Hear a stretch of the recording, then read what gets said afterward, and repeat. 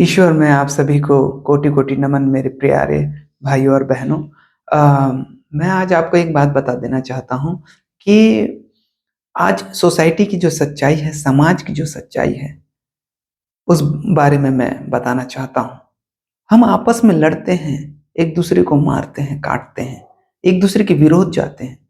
लेकिन हम दोनों जो आपस में लड़ते हैं और मारते-पीटते हैं, चाहे वो धर्म या जाति या किसी भी बातों पर हो, तीसरा व्यक्ति उसका फ़ायदा उठाता है। मैं आपको एक किस्सा सुनाता हूँ कि एक डब्बे में हम लाल चींटी को भी भर देते हैं और काली चींटी को भी भर देते हैं। वो एक-दूसरे को नहीं काटेंगे या एक-दूसरे को नहीं मारेंगे। लेकिन जब आप वो डब्बा को हिला देते हैं कस के, तो वो डब्बा हिलने के बाद उन्हें ऐसा लगता है कि ये लाल चींटी हम पर हमला कर दी या काला चींटी हम पर हमला कर दिया और इस प्रकार से वो एक दूसरे को काटने लगते हैं।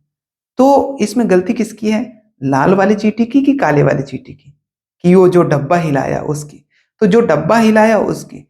तो हमें इस समाज में रहना है तो एक दूसरे के साथ प्रेम भाव से रहना है। एक दूसरे की मदद करना है, चाहे वो हिंदू हो, मुस्लिम हो, सिख हो, ईसाई हो, किसी भी धर्म और जात का क्यों ना हो। लेकिन जो तीसरा तीसरा व्यक्ति है वो हमारा फ़ायदा उठाता है, चाहे वो राजनीतिक तरीके से हो, चाहे वो किसी अलग समाज से क्यों ना हो। तो याद रखें किसी भी बात को धैर्यता से जब तक आप समझ ना पाएँ तब तक आप कभी भी एक-दूसरे के साथ मतभेद और विरोधाभास के साथ लड़ाई-झगड़ा ना करें। याद रखें, तीसरा आपका फ़ायदा उठाना चाहता है। तो सोसाइटी की सच्चाई भी यही है और धर्म और जात के नाम से एक-दूसरे को काटना, मारना बंद करना है और एक-दूसरे का मदद करना है, देश को आगे बढ़ाना है। क्योंकि देश में जो बैठे हैं, राजनीति कर रहे हैं, वही हमारा फ़ायदा उठा रहे हैं।